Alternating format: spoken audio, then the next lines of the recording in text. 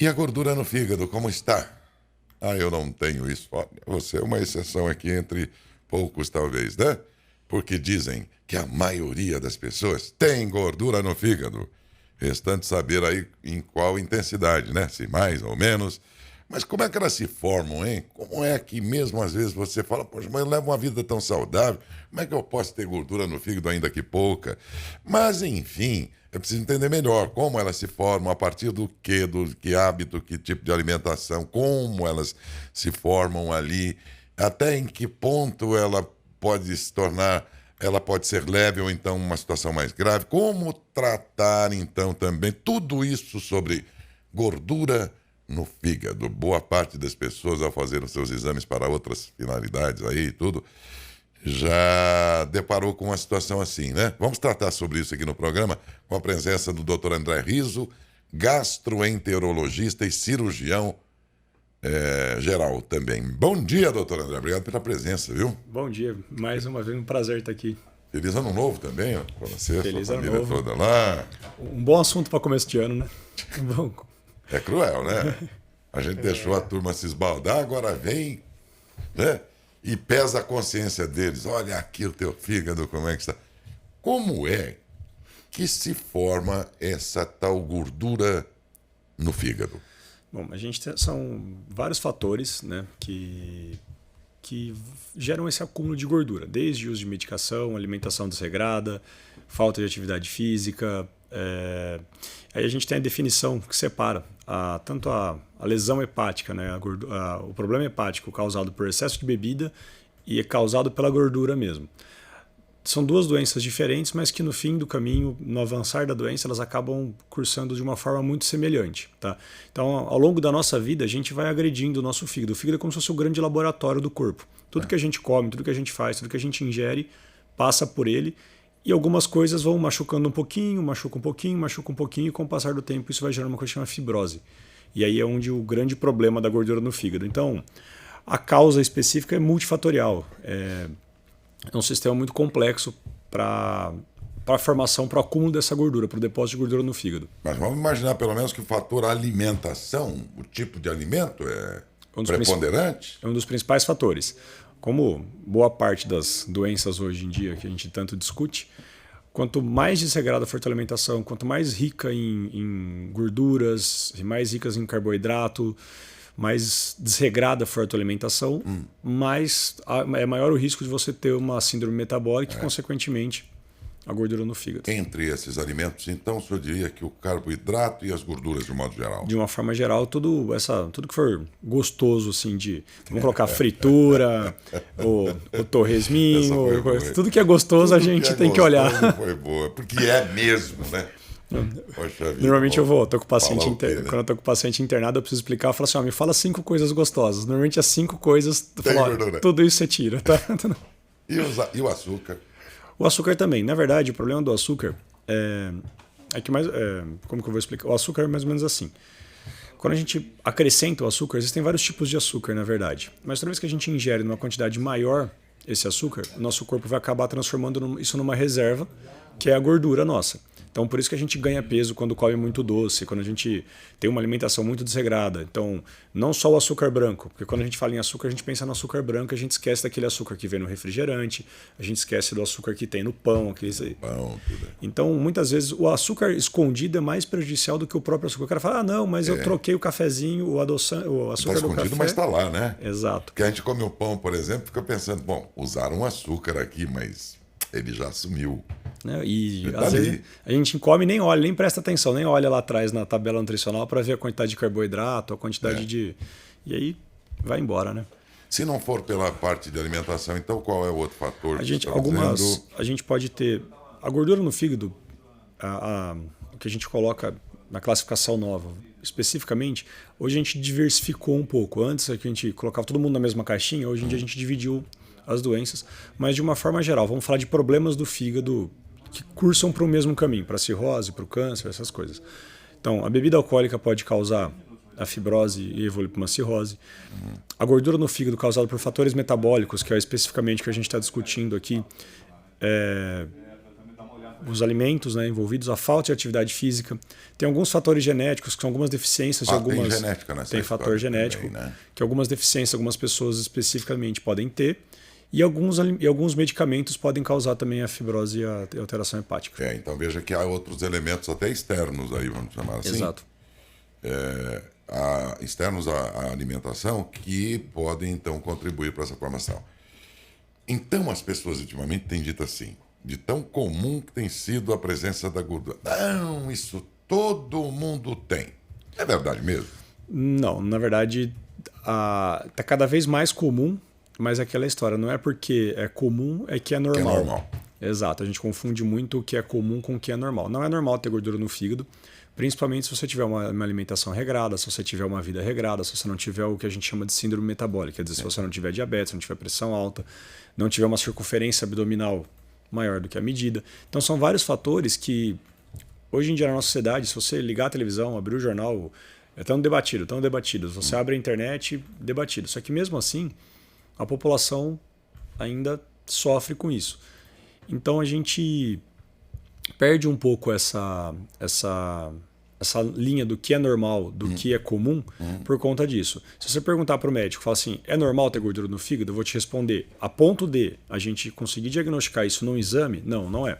Um pouco de depósito de gordura todo mundo vai ter, mas é um depósito numa quantidade que ela é praticamente imperceptível, não é aquilo que a gente considera anormal do fígado. Pode aparecer no exame essa pouca quantidade? Normalmente não. Quando a gente já começa a entender que tem no exame, que a gente considera o fígado normal. Porque já parou. Quando a gente já passou. Exato. Quando a gente considera que o fígado já tem um fígado esteatótico, quer dizer, um fígado gorduroso, aí quer dizer que tem tanta gordura acumulada que no ultrassom já deu para ver, no exame de sangue já deu para ver, quer dizer, já está virando uma doença.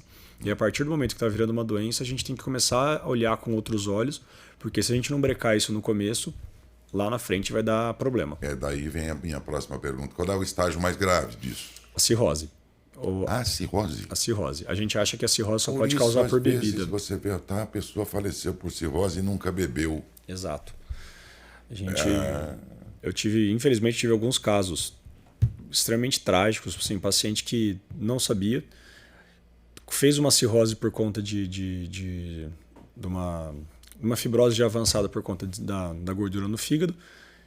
E assim, é uma morte, é um fim de vida, uma morte completamente trágica, porque é uma pessoa que fala assim, mas doutor, eu nunca fiz nada para ter isso. E a gente bate na tecla que eu nunca bebi, eu nunca sequer experimentei uma cerveja. Quando se fala em cirrose, todo mundo já pensa em alguém que tem o hábito de beber e beber muito. Exatamente, e na verdade não. Não é assim. Na verdade, hoje em dia, a gordura no fígado, nos Estados Unidos, que é quando a gente tem estatísticas um pouco mais completas, ela já é uma das principais responsáveis por transplante de fígado e por cirrose hepática. E por que lá e por câncer de fígado. Por que lá é mais?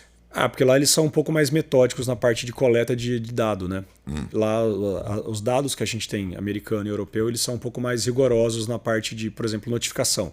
Se eu tenho um paciente no consultório com cirrose, eu tenho que notificar esse paciente. Mas também convenhamos, a alimentação do americano e tem esse fator favorece, também. né? Porque... A gente vive, não só do americano, viu? Acho que hoje em dia a gente vive uma alimentação ocidentalizada. Hoje em dia ela é verdade. Ela é traiçoeira. Mas lá eles são bons em comer. E comer umas coisas aí que... Bastante gordura, né? Exato. Gorduras e tal. Alberto?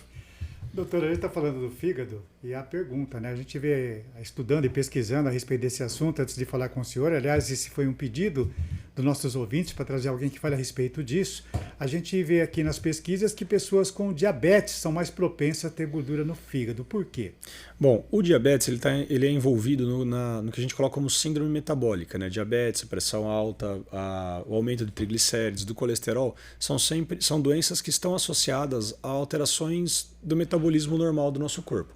Então, o diabetes é uma resistência que a gente que a gente tem no corpo, muita gente tem no corpo, para conseguir absorver essa glicose, e aí entra nesse mundo. Os pacientes que têm essa doença metabólica, eles têm um maior risco de ter o acúmulo de gordura no fígado. E aí, por conta disso, o diabético ele tem que ter uma atenção extra nesse ponto. Então, se você até porque algumas medicações do diabetes também estão relacionadas. Ajudam no tratamento, mas tem algumas que a gente tem que ficar atento com os problemas. Certo? E nesse caso, doutor, para quem tem gordura no fígado, medicamento resolve ou atividade física, qual que é o melhor remédio? Você sabe que essa é a pergunta que eu estava desejando que vocês fizessem, assim, porque essa é a minha grande briga em consultório, acho que de todo mundo que cuida disso, porque todo mundo acha que, não, eu tenho um problema no fígado, eu vou lá e eu compro aquelas medicaçõezinhas que tem no cantinho do balcão que fala que são os protetores hepáticos e que tá tudo certo. Não, se eu tenho gordura no fígado, eu vou tomar um protetor hepático porque meu fígado tá seguro. Até o próprio comercial mostra, né? Tinha um comercial que era um ninjinha com uma espada que tudo que chegava no fígado, ele lá ele cortava.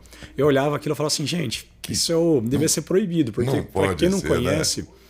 Para quem não conhece, toma uma medicação dessa achando que está seguro e na verdade não. Pois é. Nós temos o nível de evidência para tratamento de gordura hepática ou de qualquer fator de alteração hepática relacionado à medicação, hoje em dia, infelizmente, a gente tem muito baixa evidência.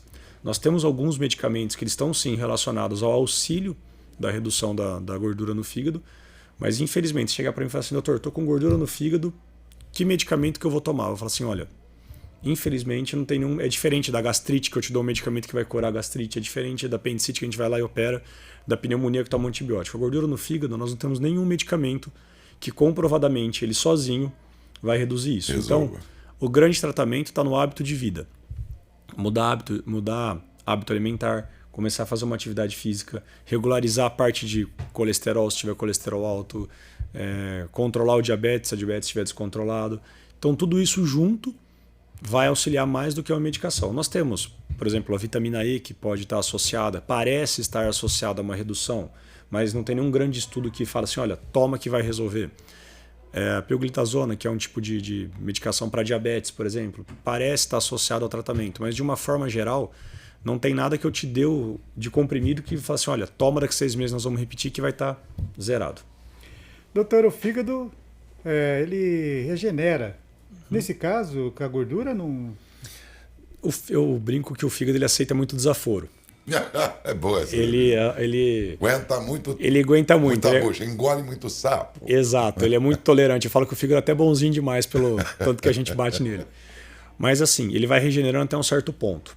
Toda vez que a gente machuca o fígado, toda vez que a gente machuca uma parte do nosso corpo, a gente gera um processo de cicatrização que chama fibrose. E com o passar do tempo, se a gente não cuidar e a gente continuar agredindo cada vez mais o fígado, a chance de a gente evoluir com uma cirrose ou com uma hepatite, por exemplo, é muito grande. Então ele regenera até um certo ponto. Dali para frente, ele já não começa a responder mais. Tá? Então o desaforo dele tem limite. Tem que cuidar, né, doutor? Tem que cuidar. Bem, a gente percebe, doutor, por isso que a gente acabou convidando o senhor. Primeiro que o ouvinte participou e pediu que a gente trouxesse um especialista para falar a respeito desse assunto. Isso vem assustando a população devido ao aumento que vem acontecendo. Eu não sei, doutor, se sempre foi assim ou depois dessa epidemia que nós tivemos aí, a pessoa acabou ficando mais em casa, mais ansiosa, e quem fica em casa, a maioria, já foi feita pesquisa, acaba comendo mais. Sim. Se está em casa o dia inteiro, é o tal de abre a geladeira, você sabe o que tem lá dentro, mas você se abre 5, 6, 7, 8 vezes a geladeira dentro de um período que você está ali para poder comer alguma coisa, sempre comendo alguma coisa. Será que é por isso que vem aumentando esse caso de gordura no fígado, ou o brasileiro se acomodou e não faz mais uma atividade física, principalmente o homem que se preocupa muito menos com a saúde? Eu acho que, na verdade, a pandemia não foi o fator causal, mas foi um agravante, né? Eu acho que a gente já tem, desde os últimos 30, 40 anos, os nossos hábitos de vida têm piorado demais, assim. E a pandemia veio para colocar a cerejinha em cima do bolo, eu acho. Eu acho que a gente ficou mais tempo em casa, com isso a gente assalta mais a geladeira, a gente ficou, por muito tempo, a gente ficou com medo de... Ficou com medo não, mas a gente não pôde mais ir para academia, não pôde mais fazer atividade física, e com isso acabou agravando. Então a pandemia não é desculpa para a gordura no fígado, na verdade ela só acrescentou mais isso. Você colocou da pandemia, isso é uma coisa até não tem relação direta com a gordura no fígado propriamente dito, mas a pandemia tem um outro agressor do fígado que é até legal a gente comentar, que foi a cloroquina. Por muito tempo virou assunto polêmico demais, é um assunto completamente, vamos colocar assim, pisar em ovos, mas tirando todo e qualquer fator político, esquecendo um pouco da política aqui, falando da medicação e do que ela causa, por muito tempo muita gente acreditou que a cloroquina poderia trazer algum tipo de tratamento para o Covid. Enfim, quando você está no meio de uma pandemia, você tem mais perguntas do que resposta, então acho que a gente não pode ser anacrônico e julgar qualquer tipo de atitude. Não cabe aqui a gente tomar esse tipo de postura. Mas a cloroquina é um dos principais fatores do aumento de lesão hepática nos últimos anos. Então, eu tenho vários pacientes que tomaram, chegaram no consultório com alterações hepáticas por conta de uso crônico da medicação. Então, assim, a medicação, quando bem indicada, tudo bem. Tomar ela para prevenir alguma coisa ou sem um médico te acompanhando, alguma coisa assim, trouxe muito problema. Então, da pandemia, eu acrescentaria, além de eu assaltar a geladeira e comer um pouquinho mais e ficar sem atividade física, eu acrescentaria o uso de várias medicações, vários chás e várias coisas que ajudaram a prejudicar. Importante o senhor ter lembrado disso, doutor. Mas nós temos uma imagem, vou ver se o pessoal consegue colocar, do fígado bom e do fígado com gordura. Só para o pessoal que acompanha a gente pela rede social e também pela TV, doutor, o senhor está vendo também na imagem, tem lá o fígado normal e o fígado já com gordura, com excesso de gordura. Fica feio o fígado desse jeito, né, doutor? Fica muito feio. E assim, ele é um fígado que, quando está nesse estágio aí, a gente já não tem muito o que conseguir fazer. Transplante. Provavelmente, se o paciente tiver condições ainda, a indicação provavelmente seria um transplante. Esse fígado aí já tem alguns sinais de que a fibrose dele já está bem avançada.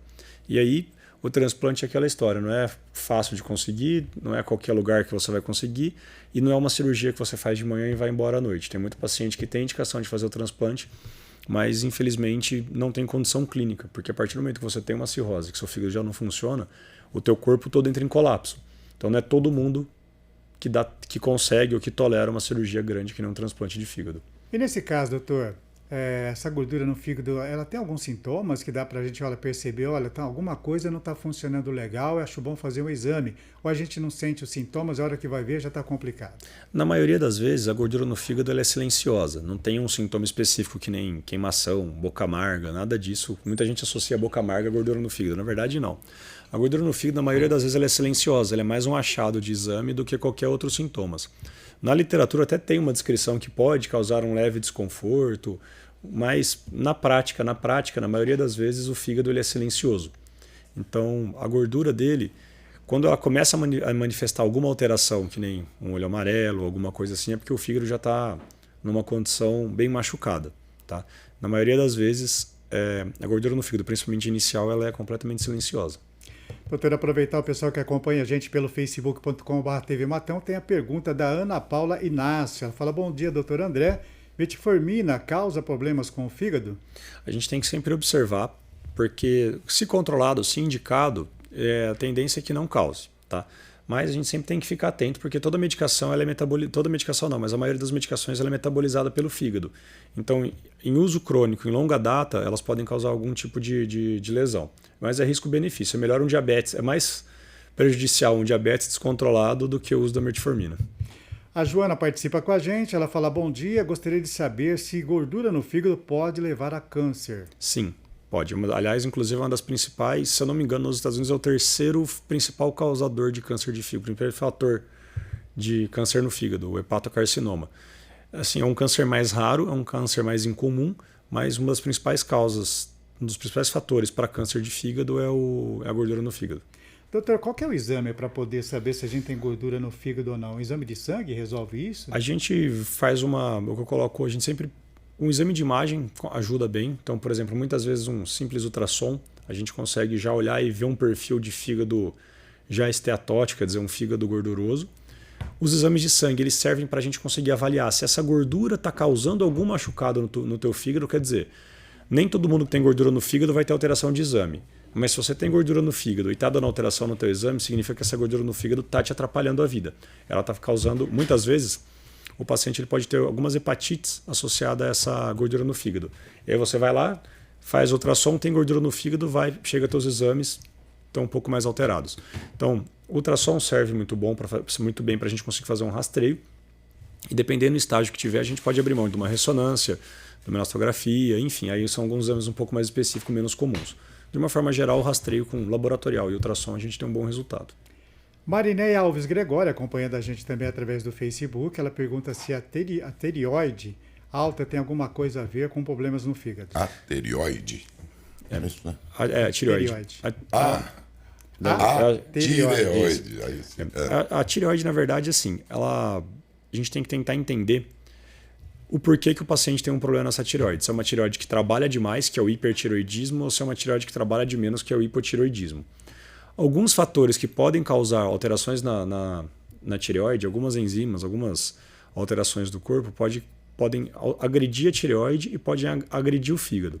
Agora, alterações específicas como o hipotireoidismo, que tem que ficar repondo, diretamente com o fígado, não. Problema, muita gente acaba culpando o hipotireoidismo pelo excesso de peso. E, na verdade, a tireoide, de fato, até dá um pouco mais de canseira, acumula um pouco mais de gordura no corpo. Mas a gente colocar aqui um aumento de 20, 30, 40 quilos em decorrência de uma alteração de tireoide, normalmente não se justifica. A tireoide pode aumentar uns 5 quilos, 8 quilos, ok. 8 ainda forcei um pouquinho a barra, os endócrinos vão brigar comigo. Mas, de uma forma geral, falar que assim, não, eu ganhei 30 quilos, 40 quilos porque eu tenho problema de tireoide, normalmente não justifica. A gente sempre tem um fator alimentar associado aí. Além de medicamentos e tudo, uma mudança sabendo-se que a alimentação é o grande fator, o maior deles, se a gente mudar, por exemplo, os hábitos alimentares, essa gordura vai diminuir ou o que está lá está depositado e só o medicamento para combater? A gente consegue ter uma redução, sim. Quando a gente muda os hábitos de vida e já não tem uma lesão permanente no fígado, a tendência é que, perdendo peso, diminuindo essa gordura, o fígado volte a ser um fígado mais saudável. Demora? Tá?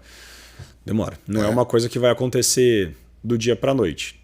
Como toda perda de peso, como vamos colocar assim, todo mecanismo de emagrecimento, ele está relacionado a um período maior de tempo. Tá? Tanto que hoje em dia, a gente tem muito recurso para pacientes mais extremos, vamos colocar assim, pacientes com alguma obesidade mais intensa. A gente tem medicações muito boas, novas, que ajudam na perda de peso, então acaba ajudando bastante nessa parte do fígado. E tem a própria cirurgia bariátrica, para ter indicação, ou realizar a cirurgia bariátrica vai ajudar bastante nessa parte do fígado. Então, assim, não tem um medicamento específico para a gordura do fígado, mas nós temos temos um leque de tratamentos para conseguir auxiliar nisso. Os magros não tem? Tem também. É? Tem também. E aí que é mais perigoso, porque o sujeito fica achando que está tudo bem? Exato. Assim, muitas vezes o paciente que não está obeso, não está nada, ele pode ter algumas alterações, principalmente de parte de lipidemia, quer dizer, de colesterol, que ele desconhece e acha que está tudo certo. Pois é. E ele pode ter algumas alterações enzimáticas também. O próprio corpo dele pode ter uma predisposição, vamos colocar assim, ao acúmulo de gordura no fígado. E aí ele tem que ficar atento a isso também. Tá? Como eu falei, tem fatores genéticos associados à gordura no fígado. Então não é porque está magrinho que tem que esquecer disso. O comprometimento do fígado se estende com prejuízo para outros órgãos também? Quando a gente já evolui para um estado de mau funcionamento do fígado, uma cirrose, por exemplo, a cirrose ela faz um colapso no corpo. O nosso corpo ele acaba tendo que readaptar alguns pontos. E com isso, pode aumentar o risco de sangramento gastrointestinal. Então, o paciente com cirrose ele tem mais risco de vomitar sangue, por exemplo, ele tem que parar numa UTI por ter sangrado. Existe uma doença chamada hepatorrenal. O que é isso? Uma alteração do fígado causa um machucado no rim, por exemplo. E aí o rim vai perdendo a capacidade de funcionar. O coração pode ficar mais sobrecarregado. A gente pode ter uma que a gente chama de uma alteração cardiológica por conta da cirrose. O paciente cirrósico ele tem mais chance de sangrar pelo corpo. Então, assim, a cirrose é um estágio que o corpo praticamente entra no estado de colapso. Tá? Então, sim, o fígado pode ser só o começo. Tendo problema no fígado, com o tempo isso vai se estender para o resto do seu corpo. De novo, estamos tratando sobre um assunto e para outros tantos a receita é sempre a mesma. Né?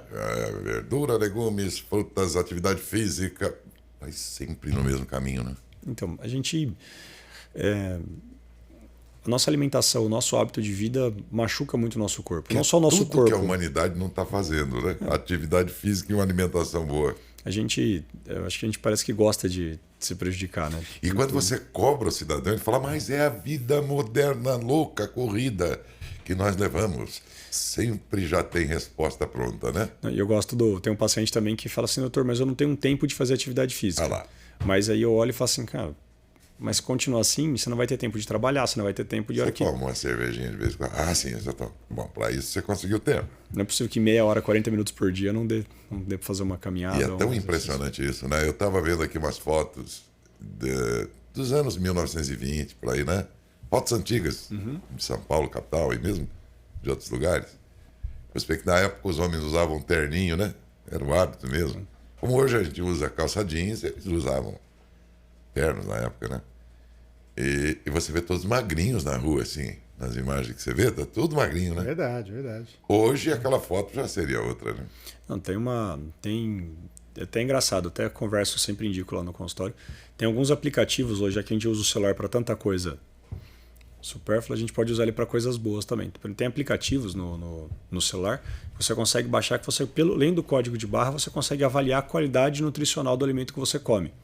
Então, por exemplo, tem vários alimentos que a gente acha que é super saudável, que é maravilhoso, tudo mais, que a hora que a gente vai avaliar tem uma quantidade imensa de conservantes, uma quantidade imensa de gordura saturada que a gente nem imagina. E tem outros alimentos que a gente acha que é uma porcaria e que a hora que a gente passa lá, fala assim, nossa, é super natural, é super bom. Então, a gente... o mundo da propaganda, o mundo do desembrulhar, vamos colocar assim, ele encanta muito pela aparência. E hoje a gente tem o recurso para conseguir melhorar. Tem muita coisa que é uma porcaria, mas é uma gostoso, doutor. O duro é que a indústria ainda faz gostoso. Esse é o problema. Mas faz mais gostoso do que o sabor de morango da gominha, é mais gostoso do que o próprio sabor do morango. Isso é incrível. É uma tentação, né? Você dá pra criança o morango, a criança faz careta porque tá azedo. Você dá a gominha, a criança come o pacote inteiro. Não sei, não. Eu não tenho hábito de tomar refrigerante, mas esses dias fui tomar um copo de refrigerante, meu neto falou, isto não é bom, toma açúcar. Ele só toma açúcar, né? Ele falou, isso aí faz mal, ele me disse. Eu fiquei olhando, como assim, Jorge? Suco é muito melhor que isso aí. Ele me falou, chamou atenção. Muito bom, já. Mas não é no geral. Ele já ganhou um fã. Chamou atenção, rapaz. Vou dar essa aproveitando aqui, a Adriana Campanha, acompanhando o jornal, ela fala bom dia e tem uma dúvida, doutor. Ela pergunta se o remédio para pressão alta pode prejudicar o fígado. Alguns sim. Tem alguns medicamentos para pressão que eles podem agredir um pouco mais o fígado. Mas é aquela história. A pressão alta é ruim. Então, assim... É escolher o risco menor aí. Eu acho que o ideal seria não tomar, não precisar da medicação. Mas se você precisa da medicação, a gente consegue... Não tem mais medicamentos mais modernos, assim, com menos... Tem. É que cada pessoa acaba respondendo para uma classe de medicamento. Tem o paciente A responde melhor com esse medicamento. Tem medicamentos também modernos que são, comparativamente aos mais tradicionais, muito mais caros. Às vezes Exato. A pessoa não pode comprar. A gente tem que ponderar muito tudo isso. Na hora de prescrever a medicação, toda vez que a gente abre a bula lá, tá lá. Risco tal. Então a gente sempre... É igual sapato.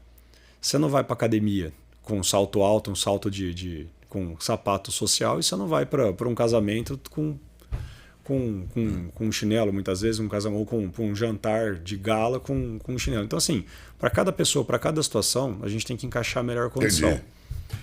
Fechou aí? Temos tem mais a pendente. Lúcia, a última pergunta. A Lúcia Vieira acompanhando a gente. Ela mora no BNH. Bom dia, doutor. Bom dia a todos.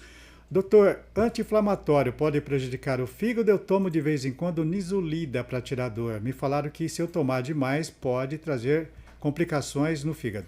Sim, o anti-inflamatório, eu sou um grande... Na verdade, eu acho que a gente toma anti-inflamatório demais. A população toma anti-inflamatório demais. O brasileiro ou o mundo? O ocidental. É? O americano, ele acabou... A cultura americana, de novo, mas o brasileiro, o americano, enfim, a gente tem uma facilidade, tem uma disponibilidade muito grande de anti-inflamatórios, que é uma classe de medicamentos. Que aí entra cetoprofeno, nimesulida, enfim. E o que essas medicações elas fazem? São medicações que elas são muito boas para tirar a inflamação e ela acaba auxiliando um pouco na dor. E como ela auxilia um pouco na dor, a população que desconhece acaba achando, tô com dor, vou tomar o anti-inflamatório. E muitas vezes o anti-inflamatório não é indicado para aquele momento. Então o anti-inflamatório pode causar úlcera, pode causar sangramento gástrico, pode causar problema renal e pode causar problema hepático. Então, por exemplo, a gente cansa de pegar paciente que chega na emergência, vomitando sangue, evacuando sangue, faz endoscopia, uma úlcera gigante por conta de uso inadvertido de anti-inflamatório. Anti-inflamatório, eu defendo que só deveria ser vendido com receita. Eu acho que... Eu vejo tanto prejuízo no uso indevido do anti-inflamatório que deveria ser receita. Porque o que eu vejo de pessoas com problema de rim, com problema de fígado, com problema de estômago graves por conta de uso crônico de medicação, Semana passada mesmo eu estava com um paciente tomando anti-inflamatório todos os dias há mais de 10 anos. A hora que a gente fez a endoscopia dele, está com o estômago inteiro machucado, cheio de úlcera, sangrando. O rim dele funcionando menos da metade e o fígado dele já comprometido. E aí, principal causa, anti-inflamatório. Então, e ele desconhecia esse tipo de informação. Você vê que coisa. Não, só uma última Podemos pergunta para encerrar, doutor. Sim. Essa pergunta é minha, claro. De quanto em quanto tempo é importante a gente fazer um exame para ver se está tudo bem, um check-up, o fígado, os órgãos? Qual seria o prazo? Se você não tem doença nenhuma, não tem diabetes, não tem pressão alta, não tem nada, você pode fazer anual, cada um ano, cada 2 Esses anos. exames não tem... de rotina gerais, eles podem apontar alguma coisa Sim, ou sim, não? podem. Eles podem, a gente consegue... Então bastaria esse exame anual, pelo menos. Se a gente fizesse uma rotina, seria um bom, como diz, é um bom introdutor. Tá. Não adianta a gente querer revirar ao contrário, virar do avesso no primeiro atendimento, mas existem alguns exames que a gente sempre tem que solicitar para a gente poder falar assim, olha, Perfeito. talvez isso possa estar acontecendo. Então, se você não tem doença nenhuma anualmente, agora, se você tiver um diabetes, uma pressão alta ou qualquer outra doença, vai depender do teu perfil. Se estiver descompensado, às vezes uma vez a cada 3 meses, tem gente que precisa mensal. Então, se a pessoa tiver alguma doença, tem que ser individualizado. Ok. Doutor André, muito obrigado pela presença mais uma vez. Eu agradeço muito mais uma vez o convite. Nós conversamos com o doutor André Riso, ele é gastroenterologista e cirurgião geral e tem sido um colaborador nosso para assuntos dessa especialidade médica aqui no programa e hoje falou sobre gordura no fígado.